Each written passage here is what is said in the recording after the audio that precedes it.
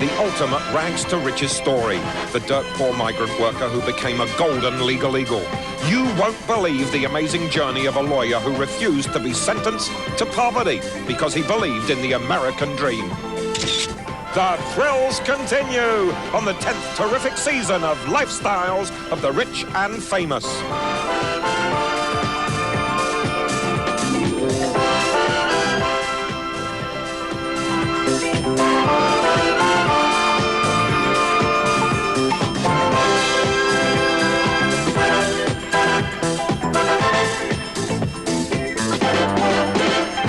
Your host is Robin Leach, who circles the world to uncover the stories people will never stop talking about. The story you're about to hear demonstrates the power of positive thinking and something more. It proves that the American dream is alive and well. Meet Willie E. Gary, one of America's wealthiest lawyers. His success is more than just rags to riches. He actually reversed a life sentence of devastating poverty. He was born the 6th son of 11 children to dirt-poor Southern sharecroppers. Complications at birth resulted in hospital bills that cost his father the family farm. Destitute, they became wandering migrant workers, following the harvests from the Carolinas all the way to Florida. They settled in a fly-blown shantytown, and it doesn't get much grimmer than this. The family of 13 lived in a shotgun shack the size of a 2-car garage. There was no running water, and young Willie shared a bed with 5 half-starved siblings. As an illiterate teen, he worked 12 hours a day, squatting between rows of insect-ridden bean crops and sugarcane in 100 degrees of punishing panhandle heat. Others might have despaired. Willie E. Gary instead reached for the sky. I just really had a burning desire to be somebody. They used to pull us out of class at 12 noon and send us on to the fields to work. But even on the trucks and the buses as they would transport us to the field, I remember looking out the windows, reading the billboards, the signs and what have you, trying to figure out what the words were and things like this. And when I couldn't do it, I'd go onto the fields and inquire from the white field bosses as to what was the meaning of a particular word. So I always wanted to be somebody, but I guess I never dreamed of doing some of the things that God has blessed me to do. Against all odds, the migrant worker went on to reap what he sowed. Willie now heads a mega-million-dollar personal injury and medical malpractice firm. He is part of an elite fraternity of lawyers, the Golden Legal Eagles. Such legends of the bar handle only cases exceeding $100 million. Willie's clients include such headliners as the Reverend Jesse Jackson and LA Rams star Cleveland Gary. Incredibly, he hasn't lost a case in 12 years. Success wins him millions, which are shrewdly invested in shopping centers, apartment complexes, and office buildings. He even bought a hotel where he was once grateful for a job washing dishes. A stable of luxury cars stand outside both of his sprawling homes. Willie divides time between them with the wife he met in 2nd grade and their 4 sons. Rich enough to give away fortunes to charity, the man in a million says being sentenced to poverty is no crime, so long as you have the courage to say no to the verdict. You can do whatever you want to do, and you have to be in control of your own destiny. No matter how poor you are, or no matter if your back is against the wall, no matter what your conditions are, you should control your own destiny.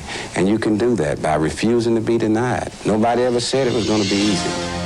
As a kid, Willie set up his father in business with a second-hand produce truck bought from his own hard-earned money. Then he saw sports as his ticket out of poverty.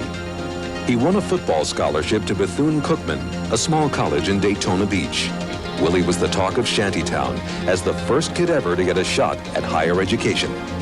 But what happened when he arrived was enough to bring a grown man to his knees. He learned the coveted scholarship depended on making the team. He played as if life depended on it, but after 2 weeks trying out, Willie was turned down.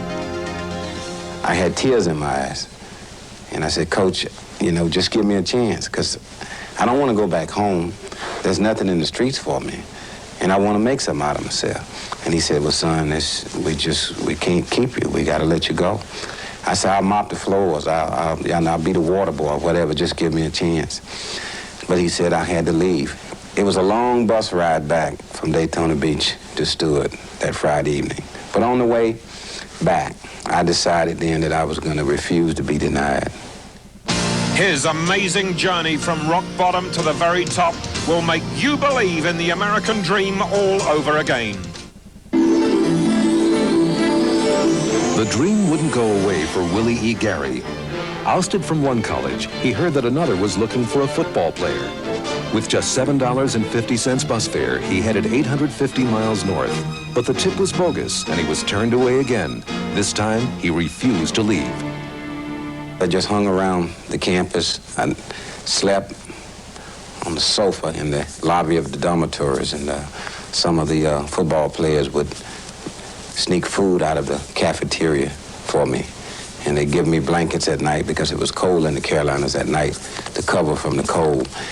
And during the day, I would go over to the gym when the football players would practice, and I'd clean the locker room, and I'd just do things because I knew if the coach saw that I was trying, maybe he'd give me a chance. It happened when a player was injured. The Gopher was thrown a uniform and pushed out mid-game. It was Willie's 1 in a million chance, and he knew it. I did more than just win a spot on the football team. That was the day that I won in life. And how? Before becoming one of Florida's toughest lawyers, Willie put himself through law school while working a landscaping business that earned him $25,000 a year. Now money seems to grow on trees.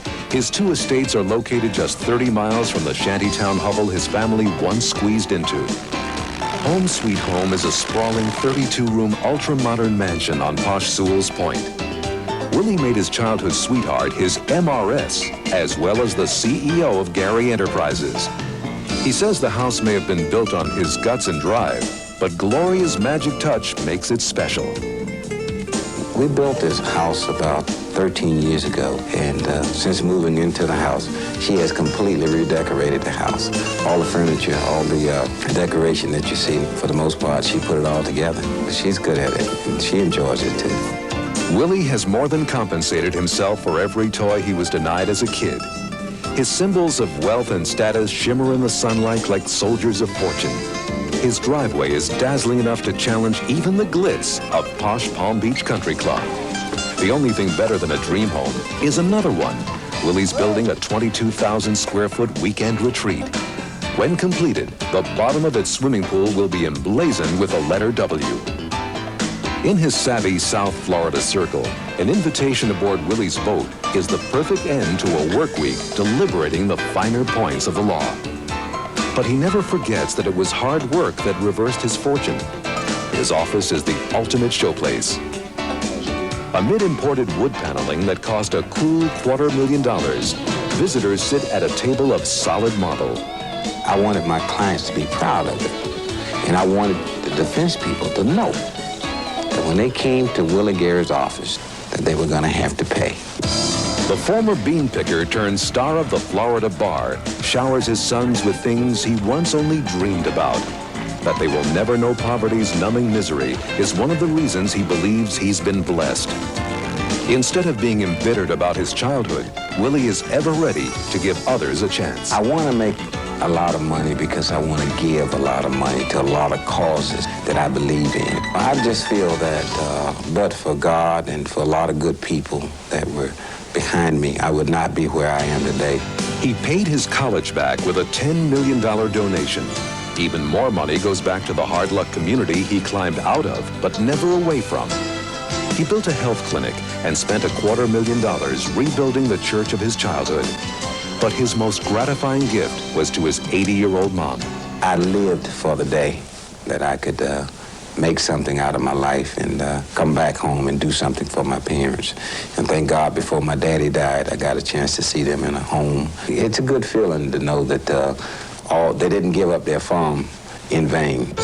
He also teaches kids that giving up never was and never will be the way to win the game of life.